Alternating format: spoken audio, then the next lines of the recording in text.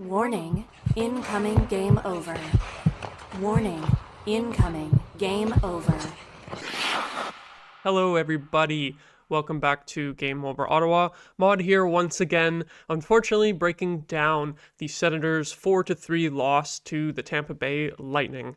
I am starting to feel extremely unlucky with the games that I have covered, especially over the course of January, and now the first game that I'm doing here in February, where I seem to be just talking about a lot of Sens losses. I was not on the show for the past 5 games, and the Sens won all of those 5 games, and if I remember correctly, the 6-game win streak in December, I think I did do the first couple of games of that streak before they went on the road trip. But then, of course, I had the first loss at the end of that streak. And now here we are again as the Sens have a 5-game winning streak snapped against a divisional rival in the Tampa Bay Lightning. A very important game for the standings. I'm going to check in on the standings a little bit later in the show because I don't know if it's updated yet and there are other teams still playing.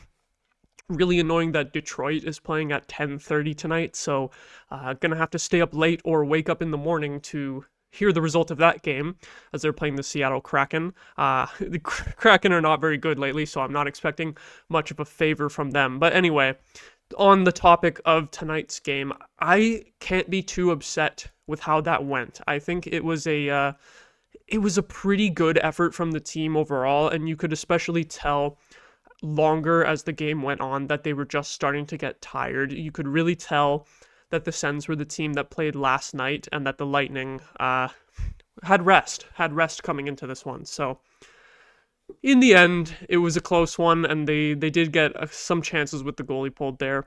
Scored even after the empty netter too, which is kind of funny. I had already walked down here to start setting up the computer and the camera and everything when it was 4-2, but I had the game on my phone, and then I ran back upstairs to watch the end of the game on the TV because this team, they don't quit. That's the one thing that I'll give them. They're starting to win games now, but for the whole season, really, they've had no quit in them. I think that heart over hype slogan has been a little bit easy to make fun of at times, but the more we're seeing this team string together winning streaks, they're proving it, that they do have that heart. And despite the loss, I think they showed that here tonight. So before we get into my thoughts on the details of tonight's game, just going to do a quick ad read for Hyperdrive Hockey. Shift into Hyperdrive and get ready to have some fun with your new source for all the biggest stories in hockey, bringing a unique style of broadcasting and commentary with a Quebecois flavor. Hyperdrive Hockey combines top-tier hockey analysis, big stories, pop culture, and a damn fun atmosphere that will drive debate, make you think, and more. Join Max, Daphne, and Kevin every Monday and Thursday for your fill on the hockey world. You can check out Hyperdrive Hockey on YouTube at the Game Over Network YouTube channel, or subscribe to the podcast on Apple, Spotify, or Amazon. You can also head to the website, thegameovernetwork.com, for more. And if you want to dip your toes into the world of Hyperdrive Hockey, the full episodes are on Mondays and Thursdays, but we do also have clips from the show that go up the day after the full episodes. So Tuesdays and Fridays, you can get a small taste of what you can get on Hyperdrive Hockey. If you're not willing to commit to another full hour-long podcast just yet, check out those clips, and I'm sure you'll be convinced to check out the full thing as well. I think I'm going to be hitting the water a lot here tonight. But going to throw it into my thoughts on the first period. Actually, before we even talk about anything that happened in the first period, Travis Hamonic remaining in the lineup over Nicholas Matampalo. Bad, stupid, bad, and pointless. I'm going to have to take a look here at Natural Stat Trick to see how Hamonic did in terms of on-ice performance. And you know what? Him and where's Clevin in here? Okay, strangely, despite the pairing being Hamonic and Clevin, Clevin has way worse stats on the night than Hamonic, so even though I'm dissing Travis Hamonic right now, he did end up with just above an even Corsi rating, so not the worst performance. I wouldn't say anything specifically stuck out in my mind, because there's usually a few moments every game where you're like, what is Travis Hamonic doing? I didn't really notice those tonight, but just in general, I think everyone would like to see Matt back in the lineup over Hamonic most of the time, if everyone's healthy on that right side defense. And it was great to have Nick Jensen back. Him and Chabot were just immaculate tonight again. By far the best results on ice for the Sens D-core tonight. So getting Jensen back was huge in this game. You do have to wonder if they didn't have Jensen and if it was just Hamonic and Matt both in the lineup, maybe things wouldn't have gone as well for the Sens. But I don't know. I just feel like it's crazy that Travis Hamonic has never been healthy scratched once this season, only missing games due to injury. That's just remarkable, because it's not like his performance is consistent enough to warrant being in every single game. And he did okay today, and I haven't minded his game too much. Like, over the whole 5-game win streak, he wasn't much of a problem, but I think Matt has stood out more positively. Maybe it's just because he's a newer player, so there's more eyes on him, and maybe we're easier impressed because we didn't know much about Nicholas Matt. Most people hadn't seen him play like in Belleville yet, and obviously before that in Europe. So maybe it's a little bit more. Maybe we're biased now that I think about it. Maybe we just favor Matt because the expectations are not lower, but, you know, he gets more benefit of the doubt than Travis Hamonic does. But regardless, ends up being a moot point here tonight because I didn't think Hamonic was bad, but I'd like to see Matt rotated into the lineup consistently. I think JBD's probably been out for like a month now, right? I don't think that he's going to be back anytime soon because that was a pretty brutal injury. So it's probably going to be Matt on the roster for the next, pretty much the rest of the season, I would think. Like, maybe JBD could come back for playoffs, but I hope Matt can still get some games in because he's earned it. He's earned the right to stay on an NHL roster, and I know it's because of injuries, but there was a bit of a potential of maybe him getting on the Finland Four Nations roster. That didn't happen. They called other guys instead, but the guys that they were calling up were some dudes who are like barely above Matt in terms of like status or like clout around the league. So yeah, last note on that, I think that we should get Nicholas Matt back in the lineup as much as we can, because I think everyone's just been super impressed with him. He's just a solid defensive D that doesn't make too many mistakes, whereas Travis Hamonic is the defensive D where you notice his mistakes a lot. But yeah, that's what I'm thinking about that. Actually get into the first period now. The Lightning had the absolute way. They had their absolute way with the Sens early on in this game. It ended up being 5-0 shots early on, which eventually went to 10-1 shots. So Ullmark, in his first start since December 22nd, I believe it was, where he left the game with an injury, he had to be so sharp early on. And, you know, Linus Ullmark, he ends this game with 3 goals against, but I think it was a very solid performance from him. I'll get into sort of analyzing the goals later on in terms of how I think they went, if you can blame the goalie or not. That's as I like to do. Is it the defense fault or the goalie's fault? But overall, very good showing from Linus Ullmark, because this game easily could have been like 3-0 Tampa very early on in the game. There was one moment that I really liked from Linus Ullmark was on the penalty kill, where the penalty killers completely gave Nikita Kucherov a ton of time and space, sort of at the side of the net. He wasn't in his one-timer position, but he was more so looking to make a pass, and he was waiting, trying to fake out Linus Ullmark, make him think that he was going to pass the puck across and get Ullmark to leave his post. But Ullmark stayed glued to that post, left no room either, didn't leave any room for, you know, the bank shot off of the head and in. And like Ullmark, I think he was kind of looking like as if Kucherov's going to pass it, but he stayed as close as possible to the post, and Kucherov eventually did end up trying that shot, and it was just very smart from Linus Ullmark to realize what Kucherov was trying to do there, trying to fake him out, and he was not fooled. He ended up getting fooled a couple more times later in the game with Tampa Bay scoring, but regardless, that was one moment that I really liked from Linus Ullmark early in this game. And then he also had a breakaway stop on Anthony Cirelli shortly after that penalty kill too. So big ups for that as well. And then in terms of the chronology of my notes, this is where we get to the note about Shane Pinto being injured, which I could have opened the show with that because, to be honest, that almost overshadows this game entirely. Is now that you don't have Josh Norris in the lineup and you don't have Shane Pinto in the lineup, just a gigantic hole in the center position, which is tough because when you have all of those guys playing, Tim Stützle, Josh Norris, Shane Pinto down the middle, that is one of the best center cores in the league. One of the best young center cores in the league too. But it seems we can just never have them all healthy at the same time. And it's a double whammy when two of them are injured at the same time. So we don't know the severity of Pinto's injury yet, but obviously he didn't return to the game. You gotta hope that it's not going to be super long term. At least if you're going to get injured, it's a good time to get injured. It's the best possible time to get injured in the season because of the Four Nations break. An extra 2 weeks to rest up without missing any games, but potential for Shane Pinto to miss those last 2 games before the break, which is really rough. And then even in this game too, especially with it being the second half of a back-to-back, it just made it that much harder for the Sens to keep their energy levels going for this whole game, because then they're down to 11. Excuse me, I'm getting hiccups or something. They were down to 11 forwards for the rest of the game, and that made it tough. You had Stützle double shifting and taking some shifts with the fourth line too, so huge loss if Shane Pinto is going to miss a bunch of games. I'm kind of hoping that they can give Stefan Halliday. I don't know if it's Stefan or Stephen Halliday. Someone let me know which way it is, if I got that completely wrong. But he, after a slow start in Belleville, he's up to 31 points in 37 games.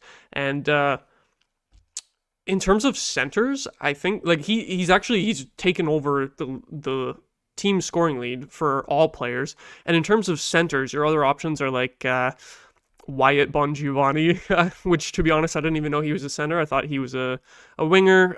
Garrett Pilon and Yan Yannick, who he's further down the scoring list, but he's only played 20 games. He's got 10 points. So you've already got Highmore up here. You've already got Ostapchuk up here. You can't call up Zach McEwen. He's on a personal leave. So I do wonder if we could see Stephen Halliday get the call up for these couple of games before the break here. Hopefully Shane Pinto could maybe return, but I'm just gonna like not count on it. Maybe we'll get an update tomorrow, but that's rough. At least we do have one good center prospect we could call up, but otherwise it's gonna be tough. Like Ridley Gregg was already moved up to the top 6, so was it really Gregg that was moved up, or was it Shane Pinto? I think it was Gregg that was moved up. And then, but regardless, with the second line center and the third line center out, it's like Ridley Gregg will definitely stay in the top 6. And then third line, fourth line, maybe they'll just go with Yan Yannick to play bottom 6 minutes. But I feel like they should go with someone with a little bit of offensive talent in Halliday. I think that would be the move, because Pinto, he does bring very good things on the penalty kill and the defensive side of the game as well. But I thought on the penalty kill today, like after Pinto was injured, I thought that Ostapchuk and Highmore did a pretty good job filling in on there. Obviously, the penalty kill does really miss Josh Norris and Shane Pinto, but I feel like it's easier to fill the penalty killing gaps sort of with your other bottom 6 forwards, whereas you're really missing a lot of offense without Norris and Pinto. So I'm hoping for a Halliday call-up, and that would be an interesting storyline for next game, for his first NHL game, if that does end up happening. So potentially look forward to that, but who knows how that'll go. After the Pinto injury, Sens got a power play. Michael Amadio gets goals. I was going to say goals in back-to-back games, but he did not score against Nashville. He scored against Minnesota. So I am not exactly on my game tonight. But it was kind of funny. David Perron trying to pass it in front to Ridley Gregg. They also had a play a few games ago where it was the exact same play on that second power play unit of Perron sending it through the crease to Ridley Gregg, and he's almost trying to deflect it with his skates. This time it doesn't go directly in off of Gregg. It bounces back out into the slot. Michael Amadio was able to finish that. So second power play unit, pretty good results for them lately, especially yesterday against Nashville. I think they didn't score until their 5th power play opportunity. And I think some of the first unit guys were still on the ice, but it was David Perron who ended up getting that goal. So the first power play unit being very streaky, it's nice to see the second power play unit being able to chip in. And yeah, to wrap up the first period, considering that it was 10-1 shots for Tampa Bay, it ended 15-8 at the end of that period. So overall, that's pretty good. You weathered the storm early on. Linus Ullmark kept you in it with some big saves. It was a pretty good first period. Was the rest of the game pretty good? Up and down from there, but that's my thoughts for everything relating to the first period tonight. Gonna throw it into the second period, but first a quick ad read for our Patreon. If you're looking for ways to help an upstart media company employing over 30 young journalists and analysts across Canada, and if you have a few spare bucks kicking around, you can head to our Patreon page at patreon.com/the Game Over Network. There you'll find multiple tiers featuring different rewards and goodies for helping us grow. There's extra access, exclusive looks behind the scenes, Discord benefits, merch discounts, opportunities to give us feedback, and you can join us for special shows live, where you can interact with hosts as we launch more ways to improve your experience. If you're not able to spare a few dollars, we do also have a free tier available as well, so you can still get access to some of those perks. If you really want to help us, make sure to click like and subscribe on YouTube, rate us 5 stars on your favorite podcast app, and share our work on your social media of choice. So that is patreon.com/the Game Over Network. Check that out if you would like to support us. That is the best way to do it. Early in the second period, didn't start off so good for the Sens as Luke Glendening gets the Lightning on the board. This goal, I feel like I don't have that much analysis for it because I just think it was a really good tip. It was a really good play.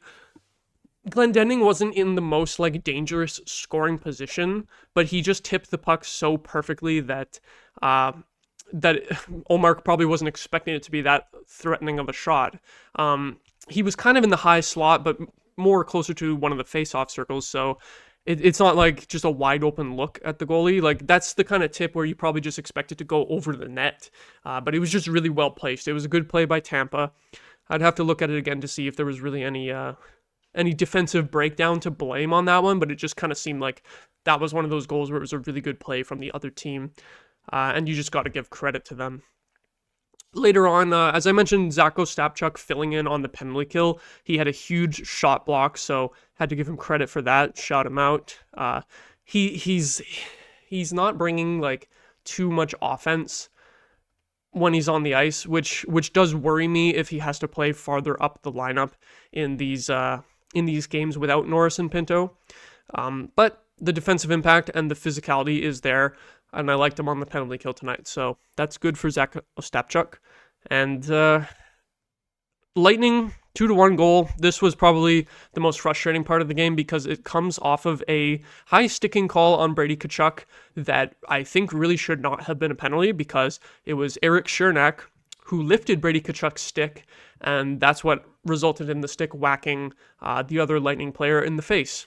Now, I know that you can review high sticking penalties to see whether or not it was actually the opponent's stick or if it was one of your own teammates' sticks or your own stick that got hit into your face. I know you can review for that. I don't know if the refs have the ability to review for if someone lifts the opponent's stick. I feel like they should be able to review that because that was pretty bogus. So if they do have the ability to review that, then that's some bullcrap that they didn't. And if they don't have the ability to review that, I think that should be added into the rulebook because Brady literally did nothing wrong on that play. He was literally bringing his stick down from being kind of around the Lightning player's midsection, and then it was just Chernak hitting it into his own player's face. So I'm pissed that was called a penalty, and I'm pissed that the Lightning scored on the power play on that one. You really don't like to see teams getting punished for penalties that shouldn't have been. But Nikita Kucherov makes the Sens pay on the power play there. The typical Kucherov one-timer, I feel like he always scores. He always scores on the Sens from that spot, and with that one-timer, I don't remember how long ago it was now, or if it was against the Guy Boucher Sens, or if it was into the rebuild years, but I remember a game where Kucherov scored a hat trick with just scoring that exact goal that you saw tonight 3 times in a row in the game. It was just power play, one-timer, power play, one-timer, power play, one-timer, and just 3 goals. So whenever I see Nikita Kucherov on the Lightning power play, I get very scared, and you can see why, as he was just able to overpower that shot past Linus Ullmark. I think Ullmark was in position to make the save, but it was just a really hard shot, really fast, so caught him off guard a little bit. I can't... It's one where you maybe want to save, but I think you give the goalie a bit of the benefit of the doubt there, where it's a guy who's known to be really good at taking the one-timers on the power play. So sometimes those guys are just going to beat the goalies cleanly. It's kind of like the Ovechkin one-timer. Kucherov isn't as much of a goal scorer as Ovechkin, but he's still a really good one. Just on the opposite side of the ice because he's a left-hand shot. So that was just the skill of Nikita Kucherov taking over there. We got the goal back really quickly, though. Like, Claude Giroux with a sneaky shot beating Vasilevsky. It's been really nice to see Claude Giroux's production having an uptick lately because he had gone quiet for quite a while there, like early January, late December. And I was started kind of in a question, like, is he slowing down in his old age? But lately, it seems like he's just back to normal, back to absolutely dominant Claude Giroux, and that's huge for this team, especially with other players going through scoring slumps, some of them kind of at the same time as Giroux. We all know about Brady's scoring slump and Batherson's goal scoring slump, which, hey, he broke tonight, but that was in the third period, so not going to talk about that yet. It's huge for Giroux to be able to step up, especially, and like with the absence of Norris and Pinto, which I keep bringing up, it's... to be able to get this type of production, even though it's a little less than in previous years, to get this type of production from a 36-year-old is just amazing. Just what a legendary player Claude Giroux is. He keeps climbing that all-time point scorers list.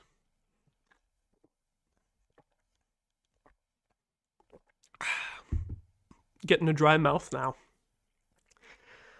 It was a great penalty kill after that, as the Sens took a 3rd penalty in a row. Funny thing here was Artem Zub coming out of the penalty box right as Jake Sanderson got the puck to rush it up the ice. A 2-on-1 with 2 defensemen. I feel like they didn't really know what to do, especially Artem Zub. I feel like he didn't really know how to get open to receive a pass on that 2-on-1. That was a little bit rough where he just looked kind of lost out there. Sanderson takes the shot. It was an easy save for Vasilevsky, but that was a funny moment to see 2 defensemen on a 2-on-1. Then after that, Batherson gets another goal taken away from him due to goalie interference. This one was really obvious. You can't blame Adam Gaudette for how it happened in terms of he was just trying to drive the net. He ends up probably losing an edge and just sliding into Vasilevsky.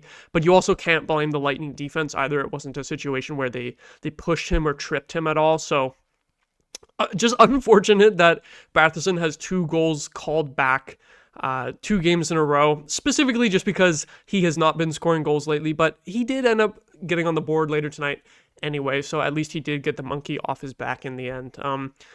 Final minute of the second period was absolute chaos. Ullmark had to make a huge save, and then really Greg went the other way. Vasilevsky stopped that, and then Batherson got a breakaway.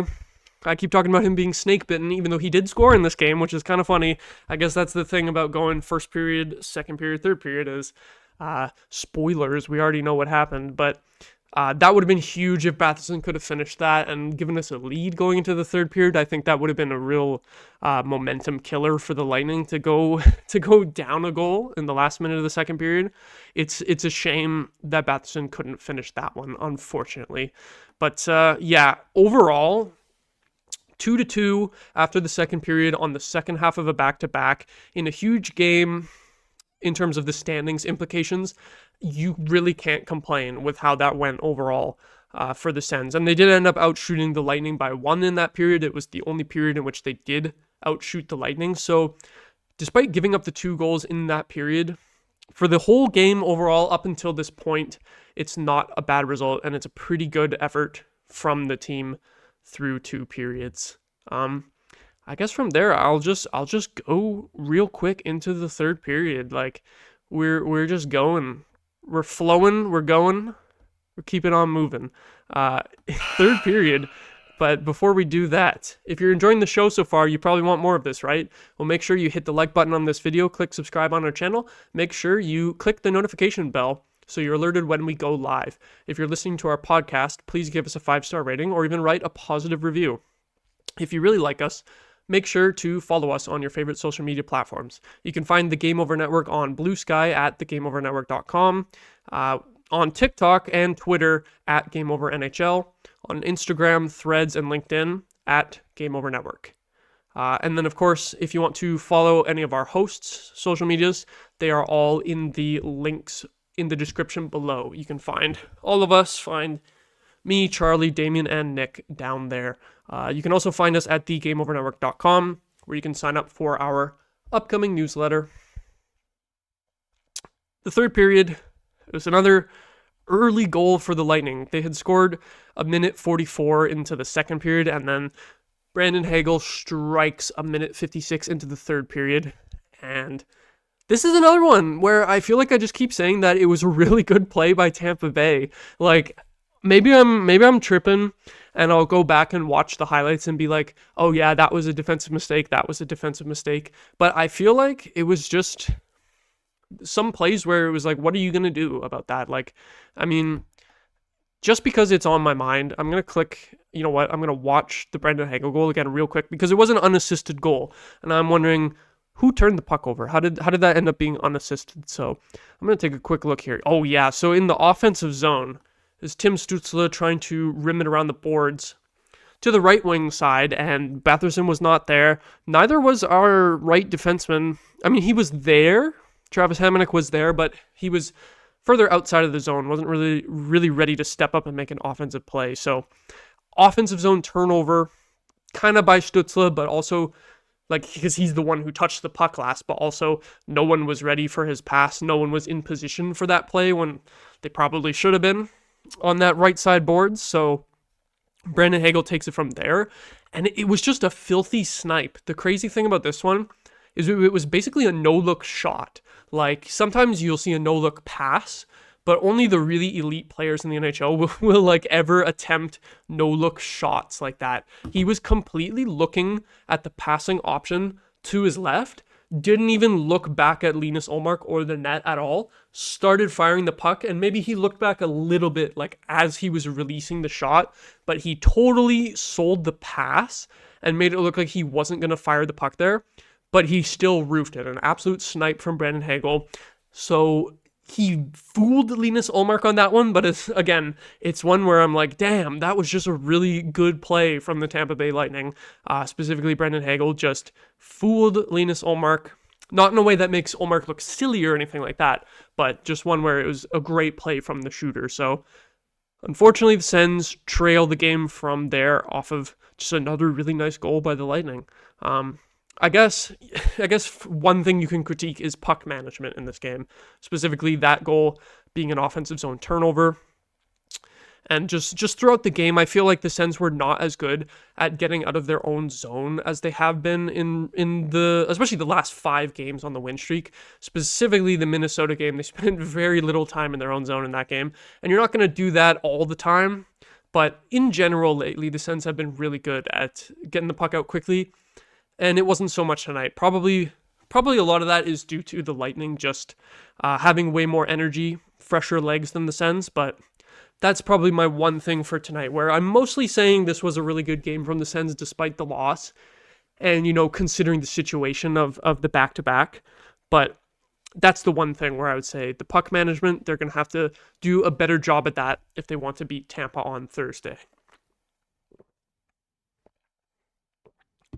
Rest of the third period, Sanderson took a puck to the face, which was a really goofy moment where Claude Giroux was trying to bat it out of the air, and he did it successfully, but hit it right into Jake Sanderson's face.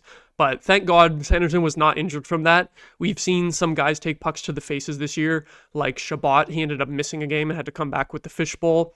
So thank God that didn't happen to Jake Sanderson. He seemed to be fine, showed some great resiliency later in the third period too. He had a huge shot block on Braden Point in the slot where he did like the 2-pad stack, but with the player shin pads instead of goalie pads, and he got just enough of the puck to deflect it up and out of play. So great resiliency from Jake Sanderson to take that puck to the face and continue to play and at a high level for the Sens in this game. And Andrei Vasilevsky made his mark on the game in the third period, basically being the sole reason that the Sens didn't tie this game, because Claude Giroux had a wide open net on a 2-on-1. And you could say that this was not a very good shot by Claude Giroux. If he got any error on it at all, if he was able to lift the puck at all, if there was any height on that shot, it probably goes into the net. It's not really like Vasilevsky actually covered up that much of the net in his attempt to get across. But he makes the toe save anyway. It's a game of inches where Vasilevsky did just as much as he needed to make that save. Giroux didn't quite get what he wanted to on that shot. Unfortunate chance, but you have to hand it to Vasilevsky for making that save in the first place. And then there was another great save by Vasilevsky on Amadio shortly after that. I think it was a shot from the point that bounced off the back glass right in front of the net, and Amadio got to it first, but Vasilevsky came across, made the blocker save. So he showed why he's an elite goalie. He's had games in the past against the Sens where the Sens have just lit him up, and it's been kind of weird because he's obviously a dominant goaltender, but sometimes he isn't always dominant against the Sens. But tonight, he got the job done, and he made those huge saves in the third period to prevent this one from being tied at 3. And empty net goal from there, I think. I didn't really have any other notes until the empty net goal, so I guess we're just already at that point. It's funny that the empty net goal ends up being the game winner. I was a little bit cheesed with the way that they scored that goal, because the Sens had possession of the puck and were going to need to tag up for offside. Everyone except for Ridley Gregg had tagged up, and he was about to tag up. And the Sens were about to carry it in the zone as soon as he tagged up, but Victor Hedman just ran a complete pick play, got away with it, just completely interfered with Ridley Gregg to slow him up from getting onside, getting the tag up. And then I think the Sens, whoever had the puck, it was probably Tim Stützle, usually it is on the break-in. I think he would have just carried the puck into the zone if the timing worked out. But then when he saw that happen, he had to hesitate and then just shoot the puck in. And the Sens ended up losing possession from that because no one was ready for the dump-in play. That wasn't the plan. And then Ryan McDonough ends up getting the empty net goal shortly after that. So, yeah, we turned the puck over. They end up getting the empty net. But I feel like that should have been an interference penalty, especially when it's a guy who's trying to tag up to be onside and you interfere with them to prevent them or to keep them offside, or if it's going the other way, entering the zone, and you push them offside ahead of the puck. I feel like that's always just super blatant and obvious to notice. So the Lightning were throwing a lot of pick plays all game, but I was particularly frustrated that one didn't get called at a vital moment, crucial moment. Then we do get the Drake Batherson goal at the end of the game. I'm glad that he finally got the monkey off of his back. Sanderson and Chabot end up getting assists on that too. It was a nice goal. It's the type of goal. Oh wait, you know what? I'm so off. I'm so off my game because I keep saying Batherson hasn't scored in forever. He did score against the Minnesota Wild, so I'm sure people will be trying to correct me about that in the comments because I'm this far into the episode and I didn't even remember that at this point. But nice to see Batherson get on the board again, his second goal in the last 3 games. It felt like he was still snake bitten. I think just because of those 2 goalie interference goals that got called back made me forget that he had scored just before, because it was so long. He went 19 games without a goal, but nice to see him get one. And when he scores a goal like he did today, and also that one-timer on the power play against Minnesota, it kind of makes you wonder why he doesn't score more goals more frequently, because this guy's got a sneaky good shot. It's just something about getting into the scoring positions and having that actual finishing ability too, because he also missed that breakaway tonight at a crucial time at the end of the second period that really could have changed the tide in this game, but it just wasn't to be. We had a little bit of a push after that. The final minute and 20 seconds didn't really get a great chance on that. I think there was a desperation slap shot by Giroux with 4 seconds left, which would have been absolutely crazy if that went in, but that would have been pretty lucky as well if it did end up working out like that. So in the end, it's hard to say that you can ever have a good loss, but that was about as close to like a positive good loss as you could get in the NHL, because it really felt like it was a scheduled loss with 5 wins in a row coming into this one, and then you're on a back-to-back, second half of a back-to-back. It just felt like one the Sens would likely lose, and especially since they've been dominating the shot differential lately. When they're on the second half of a back-to-back, you're pretty much going to get outshot, especially against a team that is well rested. So I'm not too mad. I'm not too upset about how this one played out, but I'm going to take a little look at the Eastern Conference standings after this game, because unfortunately we do not gain any ground in the race. Hopefully Toronto loses tonight. They don't get any farther ahead of us. Florida lost, so that's cool. But I'm more concerned about the teams that are behind us. Tampa, with those 2 points, is now 2 points behind us with 2 games in hand. So Thursday is going to be real big now. Like, both of these games were big, but specifically if you lose Thursday in regulation as well, then Tampa's tied with you with 2 games in hand. You gotta get that one win and get back to the 4-point separation. That would just be absolutely huge. Unfortunately, Boston wins as well tonight. They're back into a wild card spot briefly because Detroit could potentially win tonight. Hopefully not, but they might. Minnesota getting shut out by Boston too. They got 0 goals in their last 2 games. That's pretty horrendous. They did us a couple of favors, beating Toronto and Montreal, and then losing to us. But no more favors from the Minnesota Wild, as they could not beat the Boston Bruins. Columbus lost, so for a team in the other division, that's helpful. The Islanders, I think the Islanders won. Did they really win again? Let me see. 2-1 New York Islanders win over Vegas. That's, holy crap. It seemed like the Islanders were just totally out of the playoff race, similar to Detroit, but both of them just on absolute heaters. 8-2-0 in the last 10 for the New York Islanders, so suddenly they're a team to be concerned about too. Luckily, the Sens don't have to play them again this year. They've already completed the 3-game season series there, so I think that's where I'm going to leave it for tonight. Quiet night in the chat. No one is very enthused after that loss to the Tampa Bay Lightning. But, it could have been worse. Could have been better. Could have been worse. So I am not too frustrated overall. That's where I'm going to leave it. I'll be back on Thursday with Charlie for a duo show, so that should be more fun, hopefully to celebrate a Sens win. I've had pretty bad luck with these solo shows, but I think me and Charlie are still undefeated on the duo shows. It's either 2-0 or 3-0. I can't remember how many we've done. But yeah, we'll be back for Thursday. Game Over Ottawa live after every Sens game. Thank you so much for watching or listening. Leave a like if you enjoyed. Subscribe to the channel if you are not already. Have a good night.